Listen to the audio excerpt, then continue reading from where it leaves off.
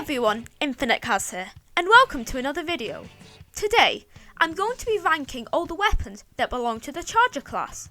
I have recently been invested in Chargers, specifically the splatter scopes, and I thought I would run through what ones I think are the best and worst.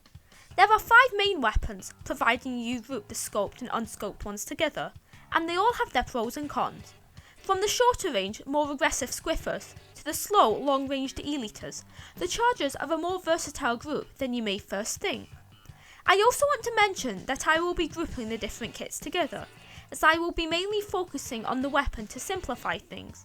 But kits are obviously important, so I will make sure to point out how they are an asset or hindrance to the weapon, just not as in-depth as possible. With that out of the way, please like and subscribe as it really helps me out, and let's get right into it. What were you expecting? The Gootuber has a reputation for being a bad weapon, and while I don't think it deserves all the hate, it's still the weakest weapon in the Charger class. The Gootuber's main attribute is that it can hold a charge for 5 seconds while sharking in your ink. It can also kill at roughly a 67% charge. However, your range at this charge percentage is not great, so it's only for when you're rushed or in a tight situation. You can also hold a partial charge, something the other unscoped Chargers can't do. All of this sounds good, so why is it at the bottom? The Gootuber is just very outclassed when compared to other weapons of a similar range. Its charge speed is slow, and its range is nothing notable.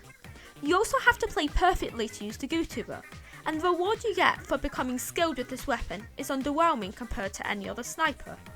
The kits are also not great, with Suction Bomb Splashdown on the vanilla being very awkward for the Charger.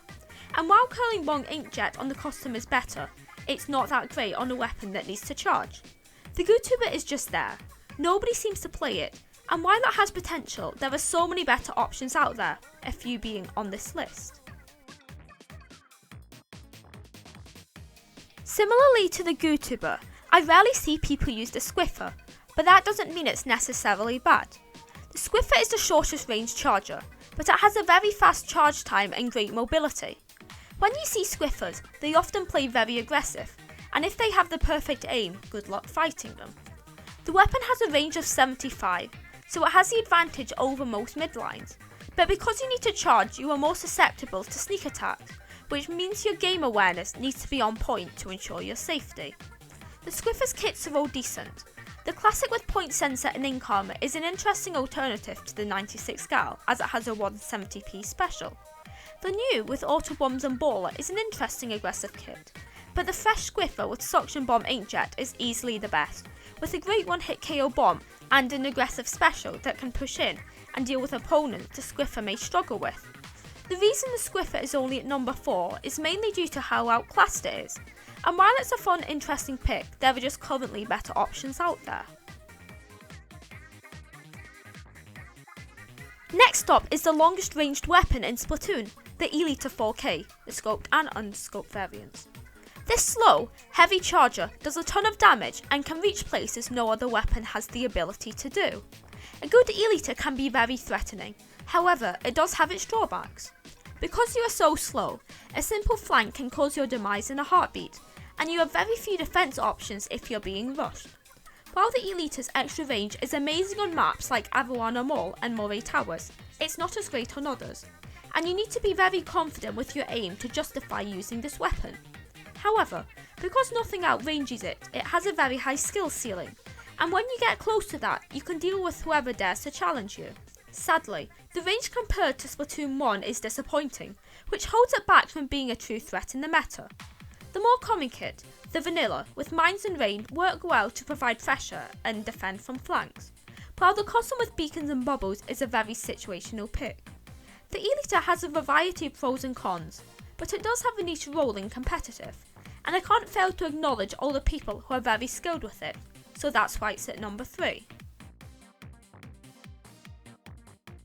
I had a tough time deciding which weapon out of the last 2 deserved the top spot, and the Bamboozler just misses out. This Charger has the fastest charge time in the game, however it does not have the ability to do 100 damage. Because of this, nobody used it for a long time, but with the introduction of main power-up it's a very different story. Now with a lot of MPU, the Bamboo can deal 99.9 damage. with a single charge, meaning in most situations you can one-shot them. This, combined with the bamboo's fast charge time and decent range of 78, makes it very scary when played well. You need to be so careful when fighting a good bamboo, as one mistake will lead to them picking you off. The bamboo is seeing a surge in use now, which is nice to see as it's been so underrated for so long. And it's always nice for a weapon to see the spotlight after 2 years with little to no usage. There are many people who despise this weapon, as it's very frustrating to fight, and its kits add to this. The Mark I has curling bombs and missiles, which helps with mobility and keeping track of opponents. The Mark II with toxic mist and burst bomb launcher is great to trap opponents and keep control. My favourite set, the Mark III, has fizzy bomb and bubble blower, which gives it a great sub for mobility and pressure, as well as a great overall special for cleaning out areas and pushing people back. For me, the bamboo just missed out the top spot as it's very gear dependent. As well as being tough to use, and because it's so new in the meta, people do not understand it as much. I personally don't find it unfair to fight, but I can see how strong it is, so that's why it's at number 2.